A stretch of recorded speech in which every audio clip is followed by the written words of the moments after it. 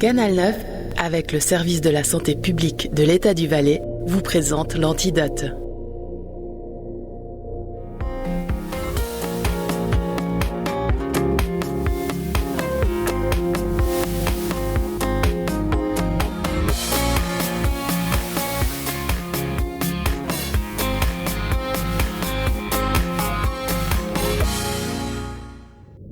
Tati Marie, ma tati, ma cousine.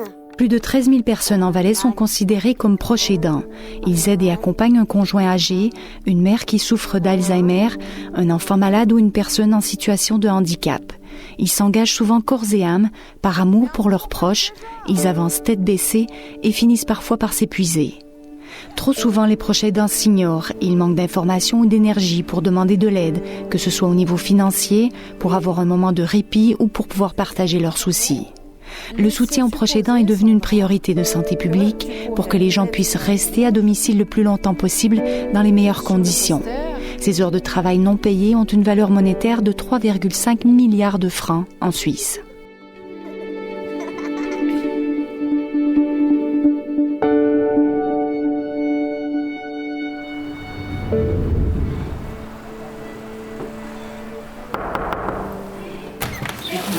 Bonjour, c'est l'infirmière.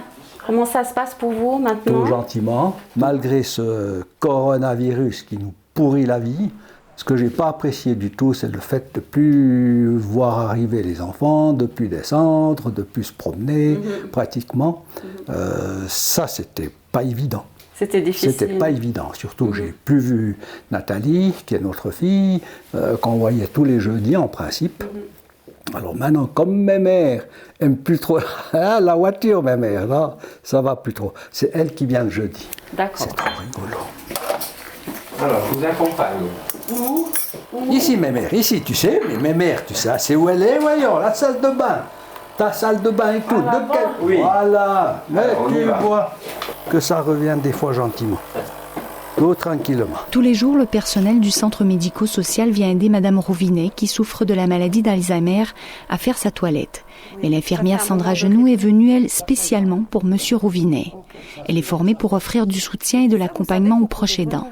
Elle fait avec lui un arrêt sur image de toute son implication et lui propose des mesures de soutien. Déjà une fois, c'est super. D'accord. Est-ce que vous arrivez quand même à avoir du temps pour vous et à rester quand même en bonne forme? Oui, il ne faut pas trop. Et moi, je dis tout le temps maintenant, chaque jour est bon à prendre. Hein. Il est clair qu'à un certain moment, vous plaquez tout. Hein. Dans des situations comme ça, que ce soit la politique, que ce soit les grandes sorties entre copains, d'aller chercher des herbes ou quoi, vous dites au revoir. Vous avez dû laisser tomber beaucoup de choses tout, quand même. Tout. Non, moi j'ai pratiquement tout laissé tomber. Tout. Mais c'est normal. Monsieur Rouvinet, il est proche aidant depuis plus de 10 ans. Et sans lui, la situation elle serait vraiment difficile. Sa femme, elle ne pourrait pas rester à la maison, elle devrait être placée. Donc, il est suivi par le centre médico-social. Il y a quelqu'un qui vient tous les jours. Et entre-temps, c'est lui qui s'en occupe. Il cuisine, il s'occupe de tout dans la maison. Hein. Et en fait, il y a des moments où c'est difficile parce qu'il a besoin de répit. Vous vous rappelez cette roue qu'on avait remplie ensemble? Bien sûr, oh mon Dieu. Je vous la remontre. Ce qui est en rose, rouge, c'est tout ce que vous faites, vous. Hein. Cet outil développé dans le cadre du programme cantonal de soutien aux proches aidants permet d'objectiver l'engagement de René Rouvinet, alors que souvent lui-même ne se rend pas compte du travail accompli. Tout gentiment devant le fait que uniquement pour manger, il faut couper quand même un peu tout, il faut couper la viande, il faut couper les patates, il faut... Ouais, voilà. Donc ça, c'est des choses qu'on n'avait pas remplies, mais qu'on pourrait mettre en rouge aussi maintenant. Voilà, mais par contre, toujours tenir compte du fait qu'elle se débrouille pour se lever, elle se débrouille pour aller aux toilettes. Il y a une année en arrière, quand vous avez été mis en lien avec lui, comment ça se passait un peu la situation? Il était vraiment épuisé. Et la situation, elle était vraiment difficile au point que ça devenait même difficile de rester à la maison. Et donc, la première chose qu'on a mis en place quand je suis venue, c'est une unité d'accueil temporaire. Donc, il a mis sa femme pendant une semaine, 10 jours au Home Les Jasmins. Et puis depuis là, il a pu se reposer et puis reprendre un peu du poil de la bête et ça s'est mieux passé. Voilà. Les proches aidants, ils font. Et en fait, ils se rendent plus compte qu'ils s'épuisent. Et c'est aussi à nous à leur dire stop, il faut s'arrêter et prendre soin de vous. Ça, c'est important de lui laisser faire ce qu'elle arrive encore à faire. Exactement, ça la fait bouger, ça la fait faire un petit peu seule, sans qu'on soit toujours derrière. Et là, actuellement, ça va bien. Hein, bébé? Nous va pas mal pour le moment. Hein? Voilà. Attends, tu veux sortir là ou Le grand bien, ça a été de pouvoir discuter avec elle. Ça a été quelque chose, alors, super. Ouais. Et puis de pouvoir discuter de tout. Et puis elles font ça, hein. Elles ont leur plan, de reprendre un peu tous les postes, et puis tout d'un coup, c'est vrai qu'on s'étonne, qu'on se dit, mais non de bleu. Ben oui, c'est vrai qu'il y a quand même du travail. Tout droit, tu sais où on va? On va voir si le chat, il est là. Eh oui, regarde de voir ça. Profitez qu'il fasse encore bon. Quand il y a la neige, on ne sort plus. C'est une charge extrêmement lourde. Hein. Au début, pour la personne proche aidante, c'est un peu de la colère, hein, parce qu'on n'est pas nécessairement au courant que le patient développe une maladie. Donc, quelque part, c'est des oublis qui se répètent et qui peuvent entraver la vie quotidienne, surtout quand on vit à deux. Donc là, il y a une certaine incompréhension. Donc là aussi, c'est très important dès le début de chercher de l'aide et d'essayer de mieux comprendre l'évolution de l'affection chez la personne atteinte. Dans le stade modéré, ça devient un petit peu plus compliqué parce qu'il faut déjà commencer à aider son conjoint atteint dans les activités de la vie quotidienne. Peut-être qu'il faut l'aider à se laver, peut-être qu'il faut l'aider à s'habiller. Et là, on peut déjà avoir de la peine à se repérer à l'intérieur de chez soi, dans son propre appartement. Donc finalement, c'est une prise en charge qui est totale, quotidienne, déjà dans le stade modéré de la maladie. C'est pendant cette période qu'il faut déjà se préparer à se dire, mais quand je ne vais plus y arriver, qu'est-ce que je vais faire? L'accompagnement offert par Sandra Genoux est gratuit. Il a été développé sous forme de projet pilote au CMS de Sierre. Par exemple. Tout d'un coup, Sandra, elle trouvait le moyen pour venir 3-4 fois par année, je suis preneur. Alors, je ne dis pas non. Brigitte Hubert est la responsable de cet outil. Elle a comme mission d'étendre cette aide à tout le canton. Elle forme aujourd'hui d'autres personnes qui viendront soutenir les proches aidants. Je vous invite à lire la situation de monsieur et madame Dubuis, à être attentif à toutes les indications, toutes les informations qui vont vous donner un aperçu de la problématique de santé de la personne aidée. On peut proposer foyer de jour, une journée par semaine, 2 jours par semaine, des vacances médicalisées, des bénévoles à domicile. On travaille évidemment en partenariat avec tous les services partenaires, hein, la Croix-Rouge beaucoup, avec toutes les structures. Il y a une flopée de structures, d'associations, le Valais en regorge, mais on ne sait pas toujours forcément qui fait quoi, quelles sont les limites géographiques, est-ce que c'est payant. Donc, l'association Proches Aidants Valais a une plateforme de recherche qui permet de naviguer comme ça pour essayer de trouver le meilleur partenaire pour la meilleure prestation ciblée en fonction du besoin. En termes de répit, de relève à domicile, c'est du soutien, de l'écoute, du conseil, de l'information. C'est tout ce dont les proches ont besoin. Petite maison sur 2 étages dans le Val d'Anniviers, on voit déjà que c'est une situation qui ne va pas être simple, mais 2 étages, ça va laisser supposer, Sandra, que tu pourrais mettre en rouge évaluation de l'environnement physique et le risque de chute. C'est grâce à toute une série de structures, d'associations, de personnes compétentes que le maintien à domicile est possible durablement. Mais le proche aidant a une place extraordinaire là-dedans, importante. C'est un interlocuteur privilégié, c'est un expert. C'est lui qui connaît le mieux la problématique de la personne aidée. Et je pense que en tenant compte de la personne aidée et du proche aidant, donc du binôme aidant-aidé. C'est grâce à ça qu'on va pouvoir avoir cette vision et avancer ensemble dans la construction d'un projet de vie à domicile qui va faire sens pour tout le monde finalement. Valider les informations revenues du terrain. La mission des CMS, c'est le maintien à domicile.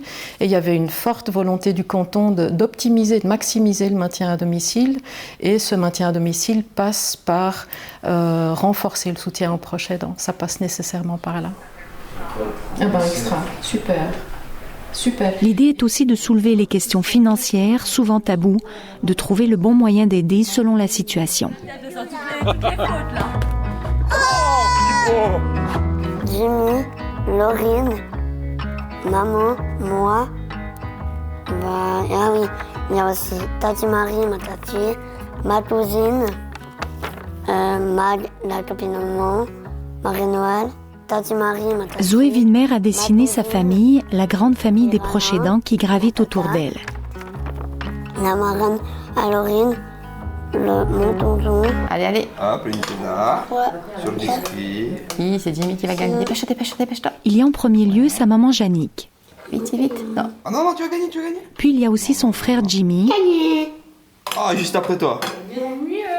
Il y a sa sœur Laurine, Tania aussi qui habite Lausanne, sa grand-maman et sa tante chérie.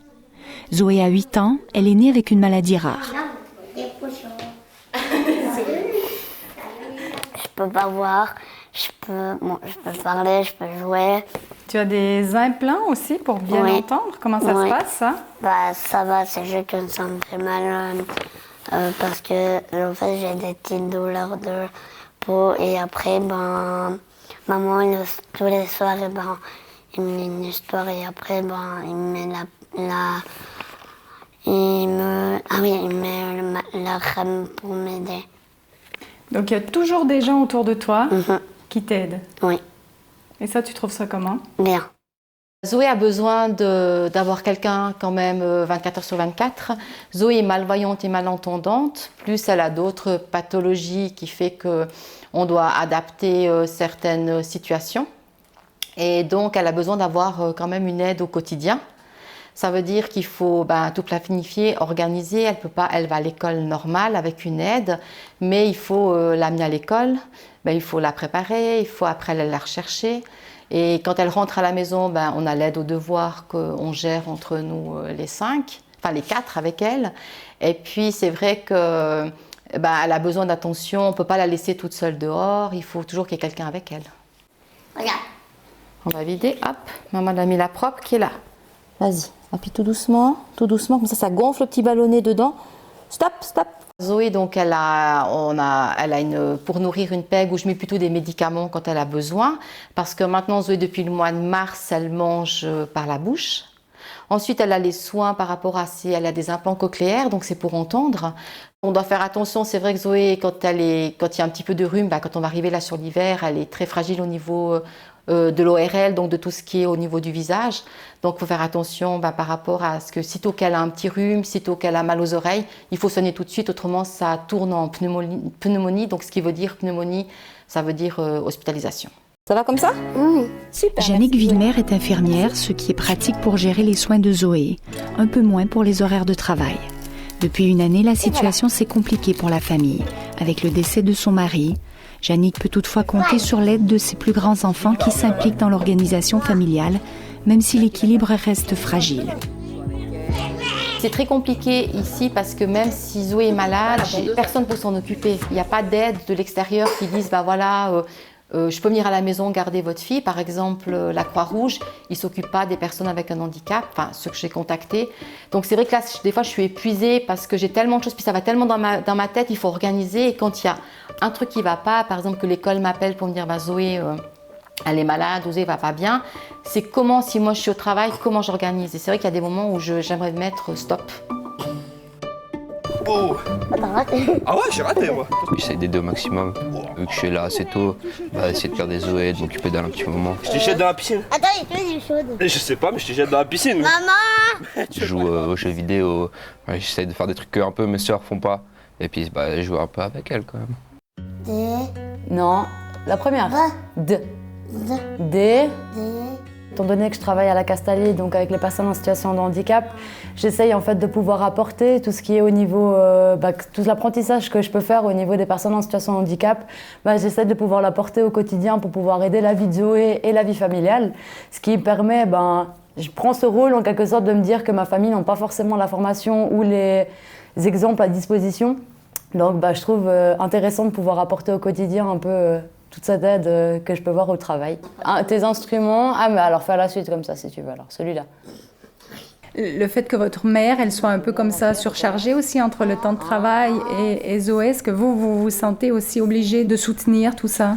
J'essaie souvent de proposer à ma maman, est-ce que cet après-midi, ça t'intéresserait que je sorte avec Zoé? Est-ce que tu aimerais que je puisse m'en occuper? J'essaye, en fait, dès que j'ai la possibilité, j'essaye d'octroyer à ma maman ces moments de libre pour qu'elle puisse prendre du temps pour elle.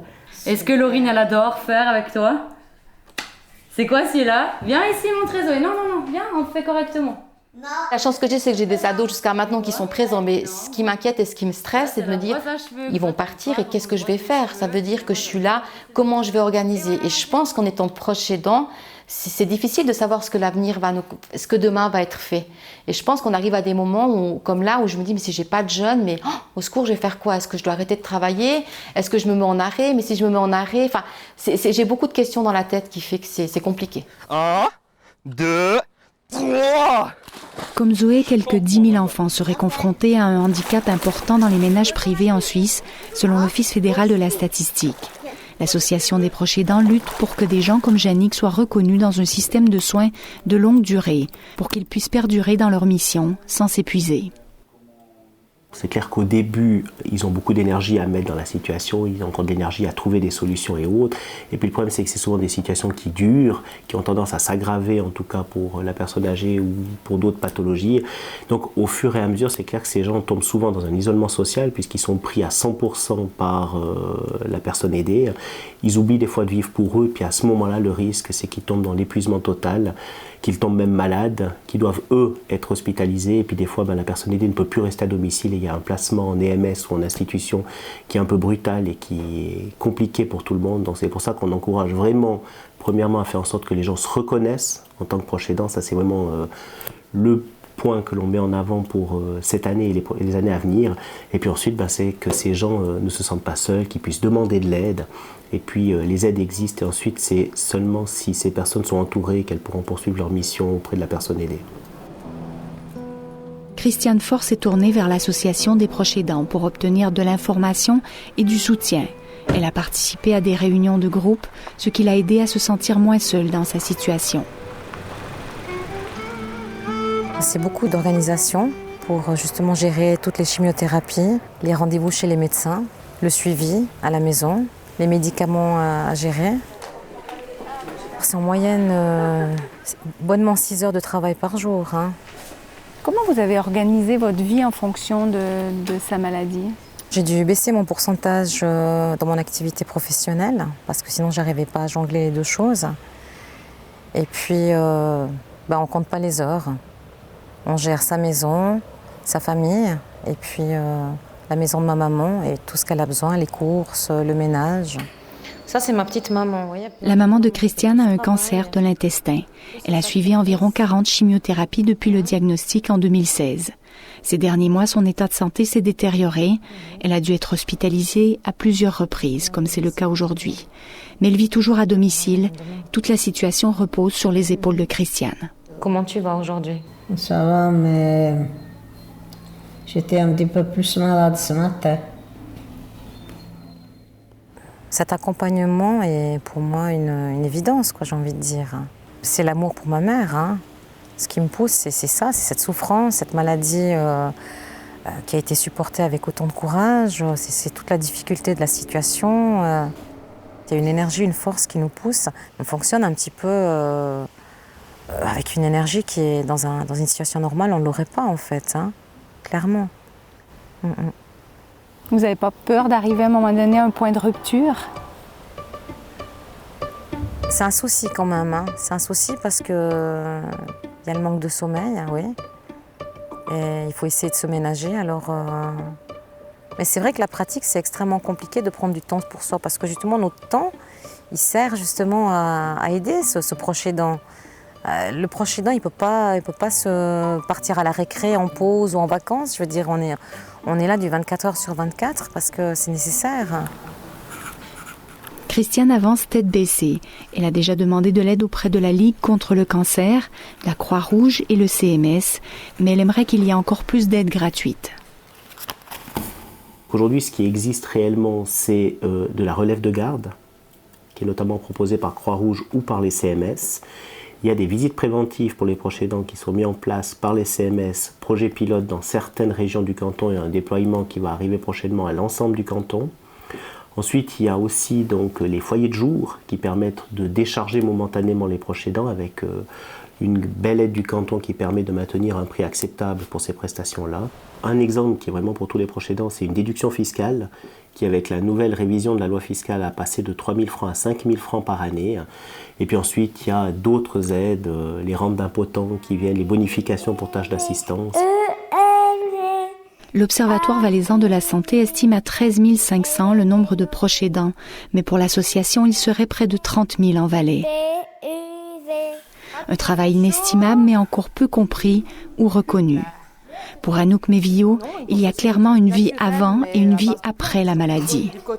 Sa fille Noélie a été diagnostiquée d'un cancer à l'âge de 4 ans, un neuroblastome agressif. La vie est devenue une lutte de tous les jours pour la survie. Et puis pour les autres, c'est beaucoup d'imprévus, quoi. Le matin, elle se lève, je ne sais pas si elle va être en forme ou pas, je ne sais pas si je vais pouvoir l'envoyer à l'école ou pas. Donc c'est vrai qu'on a énormément notre vie qui tourne. J'aime pas dire qu'elle tourne autour d'elle parce qu'on a 2 autres enfants qu'on aime aussi énormément puis qui comptent pour nous, mais c'est vrai que les contraintes, ça vient souvent de l'état de santé de Noélie. Si tu regardes dans les colonnes, donc comme ça, verticalement, ça a été un long parcours. La forme de maladie de Noélie, c'est malheureusement une forme qui est vraiment agressive et puis qui a beaucoup résisté au traitement. Donc on a mis 2 ans et demi jusqu'à décembre l'année passée pour que les choses se calment et puis qu'on puisse la considérer en rémission. Donc oui, ça a été long. Ça pourrait être là. Non, non. Bah oui. Bien vu. Ouais. Ça a été long. On est passé par plusieurs hôpitaux. On a fait une chimio haute dose à l'Inselspital. On a passé presque 2 mois à Berne. Malheureusement, ça n'a pas marché. Donc elle a dû faire cette chimio haute dose avec une greffe de cellules souches. Procédure assez lourde. Et puis ça n'a pas fonctionné. Et puis ensuite, on a dû partir dans le canton d'Argovie faire une protonthérapie à Willigen.